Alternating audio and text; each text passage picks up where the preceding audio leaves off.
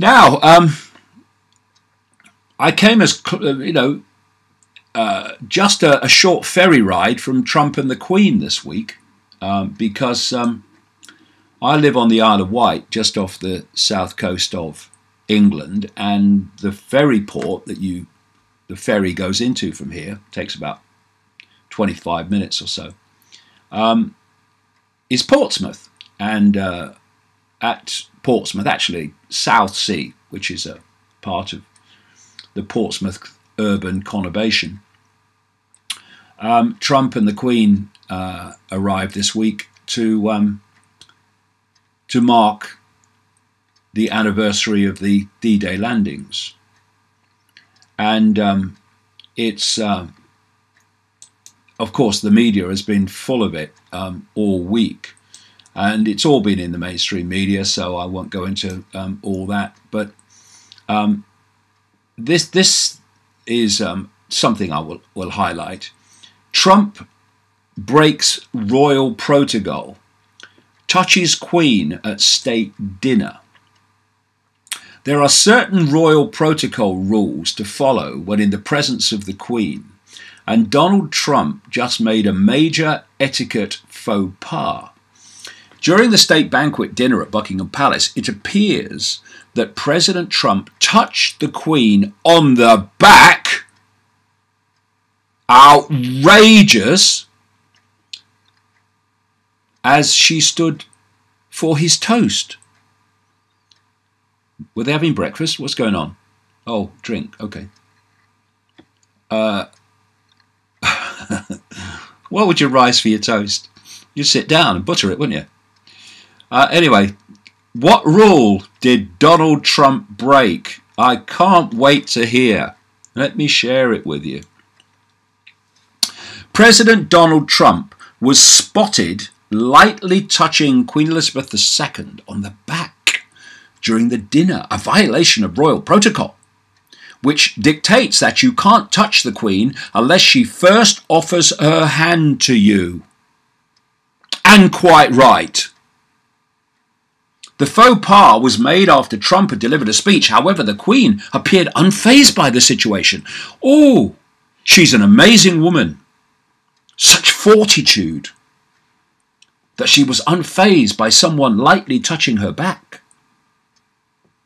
He addressed the attendees, noting from the Second World War to today, Her Majesty has stood as a constant symbol of these priceless traditions. She has embodied the spirit of dignity, duty and patriotism that beats proudly in every British heart.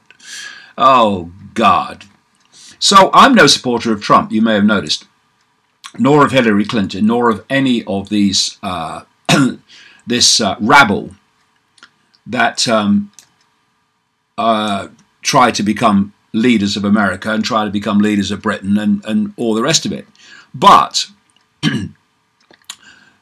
it just highlights the elitist insanity of royalty, that somehow you become a head of state on the basis of who had sex with who in what order, because that's how the line of succession comes about, and that nobody else can become official head of state except the same interprocreating bloodline.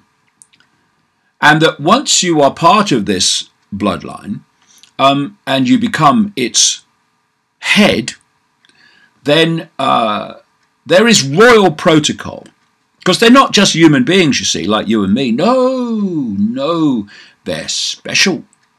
And therefore you can't touch them in any form unless they put their hand out. The Queen, anyway. And you can't turn your back on the Queen when you're leaving the room. You have to walk backwards.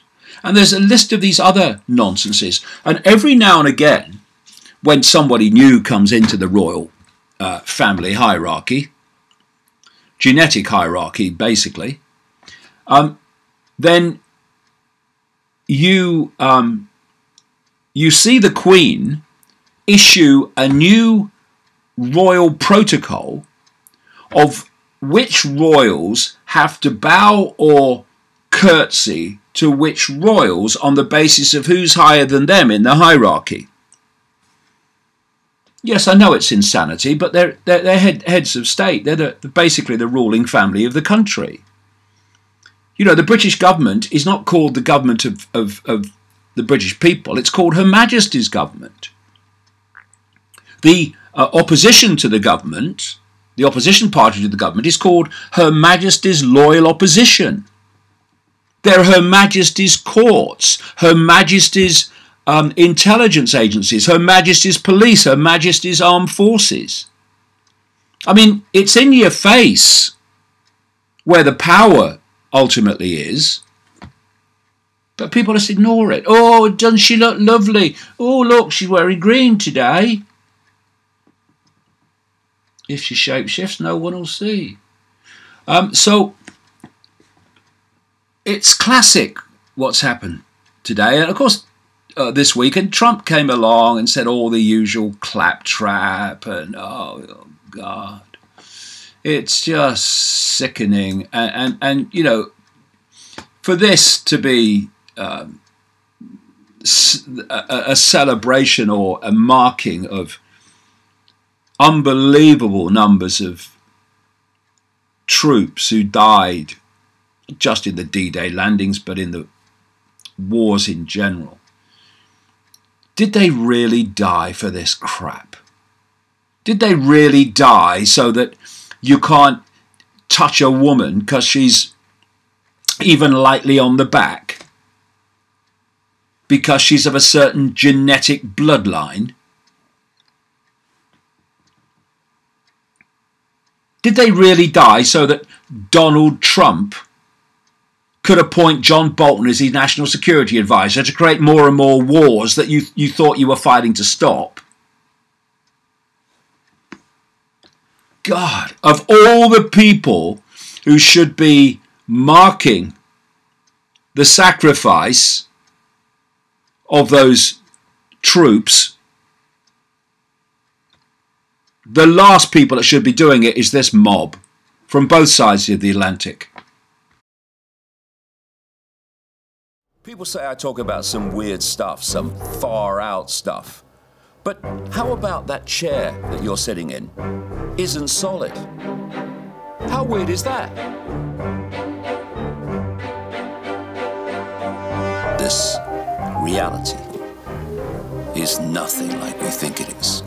When I saw what Icke is doing, like I was a bit jealous on him. Like, wow, look at what this guy's doing. I don't know if anybody else could do it but him, actually. We are in a period now where speaking your truth is not just important, it's utterly crucial to where humanity goes from here. The world needs renegades.